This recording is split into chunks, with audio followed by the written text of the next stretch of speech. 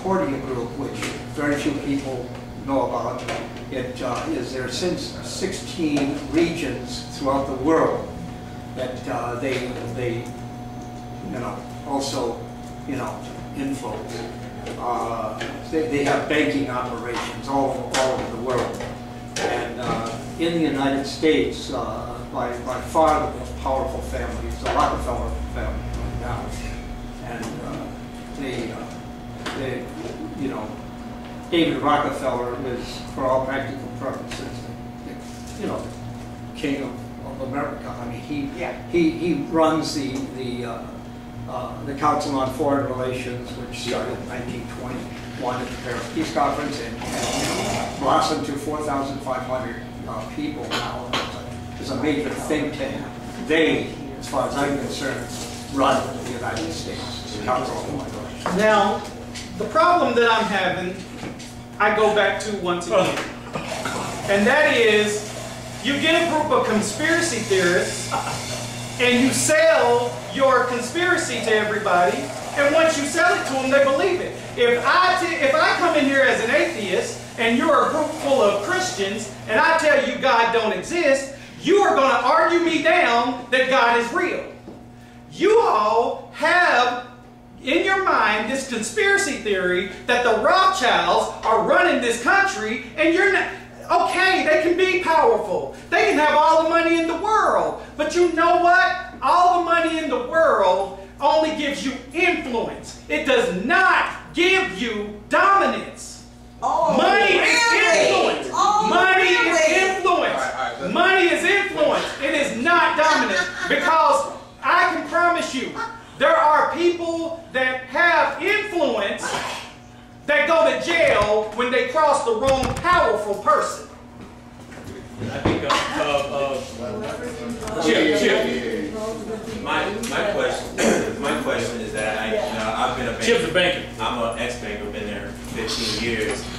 But my question is around the actual Federal Reserve itself and the board of 8 people that govern the Federal Reserve. How is it, and either one of you guys can answer this question, how is it that the Federal Reserve could print $700 million when we're so big? I'm sorry, $700 billion. Right. And our country being so in debt, I would begin to question the 8 people that's on that board about the decision that was made. And so the question that I'm asking is, where did that currency come from? Right, and how about the $2 trillion that they wouldn't? Can I answer that? Out of thin air. Okay. That's where it came from. Right. No, that's what the Federal Reserve does. Again. Well, let me finish before you go on an uneducated tangent. What happens is, Peter Kershaw wrote a book called Economic Solutions, and it says distinctly right in there explicitly, the Federal Reserve was here. They took us off of a gold standard. We had a gold standard before the Federal Reserve. What does that have to do with the 8 people? Let me finish. So the Federal Reserve got away with the gold standard by issuing House Joint Resolution 192. Okay, and you can correct me if I'm wrong on that. So House Joint Resolution gave the Federal Reserve the power to now create a money system not based on any gold backing, so they can print anything that they want. But the problem is that when they print all of this so-called money, then there's somebody that's got to be responsible for that money, that debt, and that is us. So you're right, 700 billion. It should be questioned. 700 billion. How do you just create $700 billion?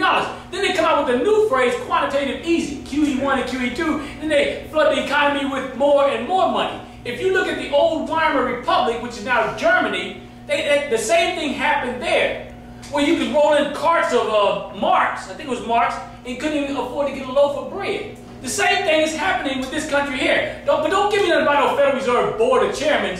The Rothschild family, the Rockefellers, and these forces here control the central bank, which you want to quit calling the Federal Reserve, central bank. They control these central banks. The government ain't got nothing to do with their figureheads. Whatever these guys say is what's the controlling factor. That's right. All right, now, the answer to your question, instead of the equivocation to your question, is very simple. The reason why they can print as much money as they want, even though they are in debt, is because of Article 1, Section 8 of the United States Constitution. And I will read it to you. Congress shall have power to lay and collect taxes, duties, imposts, and excises, to pay the debts and provide for the common defense and general welfare of the United States. But all duties, imposts, and excises shall be uniform throughout the United States. And then the very next sentence says, to borrow money on the credit of the United States of America. To borrow money on the credit, which means you can print money in deficit. So you can print as much money as you want because the Constitution tells you you can. That isn't what was asked. To borrow money on the credit of the United States of America. To borrow money. They print the money because somebody somewhere else has guaranteed that money. Have they not? Right. That is a borrow. Is that not? Who's the person that guaranteed? Is that not a borrow? Who guaranteed? It doesn't matter. Is that not a borrow? He wasn't no name to address. I'm not. See, you guys are getting off the point. The point is you ask, how can they print it? They can print it because they can borrow it. Because the Constitution gives them the right to borrow money. From who? So you're saying it's basically like America's credit card. Exactly. They have a credit card that they can use anytime they want for anything they want. Right. That's why we don't need a Federal Reserve. Right. That's right. The question I have is that like the people that have an issue with the Federal Reserve and central bankers who believe in all these international conspiracies. Okay, the question I have is for people that believe in the central banks and the Federal Reserve and all these international conspiracies, what is the objective besides awareness? Because if David Rockefeller, like he says, is the most powerful man in the United States, if they really have that level of power, what can you do against them? So what I don't understand is that besides just making people aware, is there an objective to actually try to combat these people? Because if they really are as all-powerful as people say they are, they're not going to just sit around and let you do something against them. Because that's what I'm saying. So what is the objective to do something about what they're doing? The first thing I'm trying to do is raise the awareness of the people, because the problem we have right now is you people.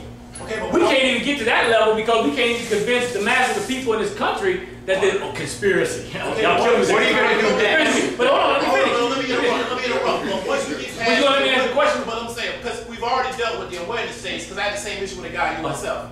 Once we get past awareness, if these people are as powerful as you say are, then what do you do next? Then here's what we can do now. We're not going to even wait till they do something next. We can do something that coincides with it. Like this book here, The Web of Debt, is a great book by Ellen Brown. And she gives alternative money systems that people can participate in. As a matter of fact, there's a gentleman here, I read this here, paper, you probably know it, not even Anthony here. It's called American Free Press Net.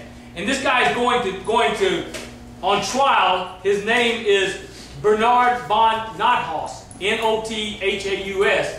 He's going on trial because he created Liberty Dollars.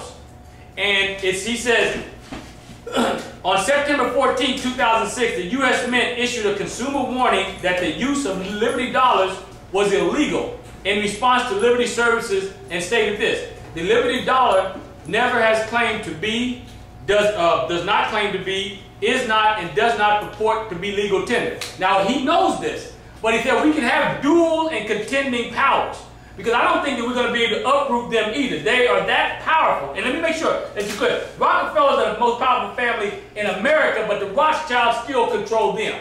I want to make sure that everybody understands that. I want you all to be confused about that. Right. They're the most powerful family in America. Right. Okay? But we can have dual and contending powers right now. We can create alternative money sources. They will strong-arm us and say that they're illegal. But the people have to stand on their will. And people around the country, according to this book here, numerous people around the country have created systems, dual and contending, but they've been crushed by the government. But we've got to be persistent and continue to do that effort until we can ultimately destroy them. It's going to be a while there, so we better figure out alternative ways of creating... What about